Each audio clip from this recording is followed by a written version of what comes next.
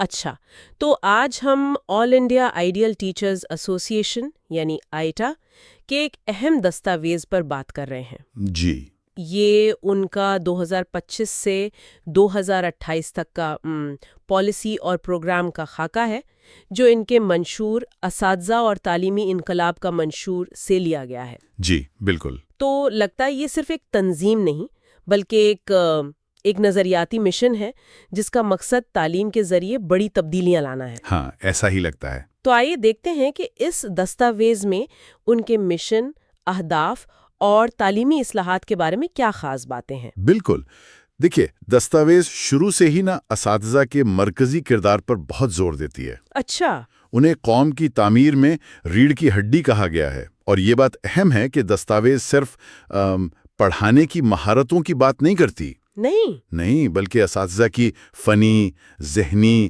روحانی، جسمانی اور جذباتی یعنی ہمہ جہت تربیت کو قومی ترقی کے لیے لازمی قرار دیتی ہے۔ یہ ایک بڑا جامع نقطہ نظر ہے۔ جامع نقطہ نظر، اور یہ تبدیلی کی ضرورت پر بھی میرا خیال ہے بہت زور دے رہے ہیں۔ جی دستاویز کہتی ہے کہ ہمیں صرف پرانے طریقوں پر نہیں چلنا بلکہ جدید تدریسی طریقوں کو اپنانا ہوگا۔ بالکل۔ ساتھ ہی ماضی کے جو مؤثر طریقے تھے انہیں بھی آج کے چیلنجز کے مطابق ڈھالنا ہوگا۔ جی بالکل، یہ توازن اہم ہے۔ یہ توازن قائم کرنا جدیدیت اور روایت میں یہ واقعی ایک دلچسپ چیلنج ہے جس کا یہ منشور ذکر کر رہا ہے۔ جی ہاں، اور آئیٹا کے صدر شیخ عبد الرحیم صاحب کے پیغام میں اسی چیلنج سے نمٹنے کا عزم نظر آتا ہے۔ اچھا، کیا کہتے ہیں وہ کہتے ہیں کہ تنظیم کی پہلی ذمہ داری تو اساتذہ کے مسائل کا مستقل حل تلاش کرنا ہے، لیکن یہاں غور طلب بات یہ ہے کہ وہ اسے صرف مسائل حل کرنے تک محدود نہیں رکھتے۔ وہ تنظیمی طاقت بڑھانے پر بہت زور دے رہے ہیں، جیسے ہر سال ممبرشپ میں 10% اضافے کا ہدف۔ 10% ہر سال؟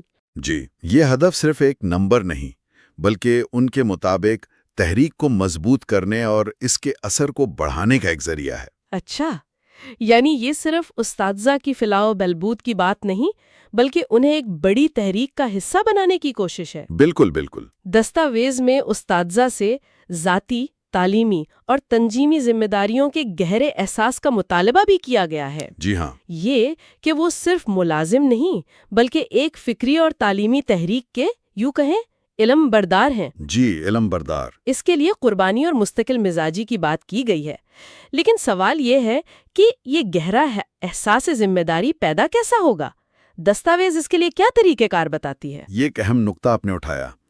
دیکھیں، دستاویز اس کے لیے داخلی نظم و ضبط، مشاورت، اطاعت اور تنظیمی آداب پر زور دیتی ہے۔ اچھا، یعنی یہ صرف انفرادی جذبے کی بات نہیں بلکہ ایک منظم ڈھانچے کے ذریعے، ایک سسٹم۔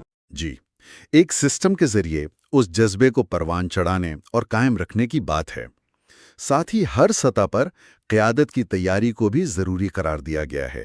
قیادت کی تیاری کیوں؟ تاکہ یہ تحریک صرف موجودہ لوگوں پر منحصر نہ رہے بلکہ مستقبل میں بھی چلتی رہے۔ یہ ان کے طویل مدتی ویژن کو ظاہر کرتا ہے۔ یہ تو ٹھیک ہے۔ آئیے ذرا ان کے بنیادی مقاصد پر بھی نظر ڈالیں۔ دستاویز میں کئی مقاصد بیان کیے گئے ہیں۔ جی کافی ہیں۔ کیا ہم انہیں کچھ موٹے موٹے موضوعات میں بانٹ سکتے ہیں؟ مثلا تعلیم کا معیار اور اقدار کو بہتر بنانا، ہاں، اساتذہ کی اپنی صلاحیتوں کو نکھارنا اور شاید تعلیمی پالیسی پر اثر انداز ہونا۔ بالکل بالکل۔ ان کے مقاصد کو ہم چند بڑے حصوں میں دیکھ سکتے ہیں۔ پہلا تو یہ کہ تعلیمی اداروں میں بہتر تعلیمی اور اخلاقی ماحول بنانا۔ ٹھیک ہے۔ دوسرا، تعلیم کو ان کے مطابق جہالت سے پاک کرنا اور اسے اسلامی نقطہ نظر سے عام کرنا۔ اسلامی نقطہ نظر؟ علمی، فنی، اخلاقی، پیشہ ورانہ۔ ٹھیک ہے۔ چوتھا، طلبہ کی رہنمائی، اور پانچواں، تعلیمی پالیسیوں اور نصاب کا جائزہ لینا۔ جائزہ؟ جی، خاص طور پر قابل اعتراض مواد کو ہٹانے کے حوالے سے، اور ساتھ ہی اساتذہ کے حقوق کے لیے جدوجہد کرنا۔ اچھا۔ تو یہ مقاصد ظاہر کرتے ہیں کہ آئیٹا خود کو صرف کلاس روم تک محدود نہیں سمجھتی، ان کا دائرہ کار وسیع ہے۔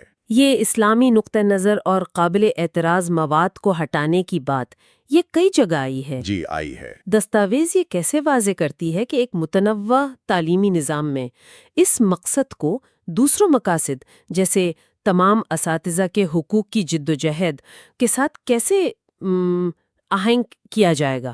کیا اس پر کوئی روشنی ڈالی گئی ہے؟ دیکھیں، دستاویز اس توازن پر براہ راست تو بہت تفصیل سے بات نہیں کرتی، اچھا۔ لیکن اس کا انداز یہ بتاتا ہے کہ وہ اسلامی نقطہ نظر کو ایک اخلاقی ڈھانچے کے طور پر پیش کرتے ہیں جو ان کے مطابق تعلیم کو بہتر بنا سکتا ہے اور معاشرتی برائیوں کو دور کر سکتا ہے۔ قابل اعتراض مواد سے ان کی مراد غالباً وہ مواد ہے جو ان کے اخلاقی یا نظریاتی معیار پر پورا نہ اترتا ہو، وہ اسے تعلیم کو پاک کرنے کے عمل کا حصہ سمجھتے ہیں۔ اچھا۔ تاہم یہ نقطہ یقیناً ایسا ہے جس پر مختلف زاویوں سے غور کیا جا سکتا ہے۔ جی بالکل۔ ویسے دستاویز میں رابطے کے لیے نئی دہلی کا پتہ، ای میل اور ویب سائٹ بھی دی گئی ہے۔ ہاں، وہ میں نے بھی دیکھا۔ اور جدید طریقوں اور ٹیکنالوجی کی بات کریں تو یہ جاننا بھی کافی دلچسپ ہے کیا کہ یہ آڈیو گفتگو جس میں ہم آئیٹا کے منشور کا جائزہ لے رہے ہیں، اسے مصنوعی ذہانت یعنی AI کی مدد سے تیار کیا گیا ہے؟ اوہ، واقعی؟ جی ہاں، یہ کام محمد نصیر الدین صاحب نے کیا ہے، جو تلنگانہ سے ہیں۔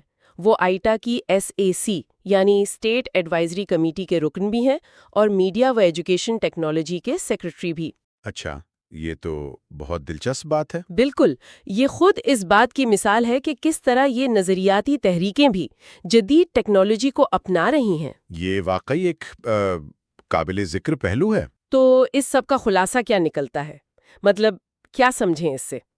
ایسا لگتا ہے کہ آئیٹا کا منشور ایک ایسی تحریک کا نقشہ پیش کرتا ہے جی، جو اساتذہ کو محض تعلیم دینے والے نہیں بلکہ معاشرے میں اخلاقی اور تعلیمی انقلاب لانے والے قائدین کے طور پر دیکھتی ہے۔ بالکل، قائدین کے طور پر۔ مقصد صرف تعلیمی نظام کو بہتر بنانا نہیں بلکہ اقدار پر مبنی تعلیم کے ذریعے گہری سماجی تبدیلی لانا ہے۔ بالکل، اور اس سارے تجزیے کے بعد ایک اہم سوال جو میرے ذہن میں آتا ہے اور جس پر مزید سوچا جا سکتا ہے، جی، وہ یہ ہے کہ اس طرح کی نظریاتی بنیاد رکھنے والی تحریکیں جو روایت، جیسے کہ یہاں اسلامی نقطہ نظر ہے، ہاں، اور جدیدیت، جیسے جدید تدریسی طریقے اور ٹیکنالوجی، دونوں کو اپنانے کی بات کرتی ہیں، جی، وہ وسیع تر معاشرے پر مثبت اثر ڈالنے کے لیے ان دونوں کے درمیان عملی توازن کیسے قائم کرتی ہیں، کیسے کریں گے؟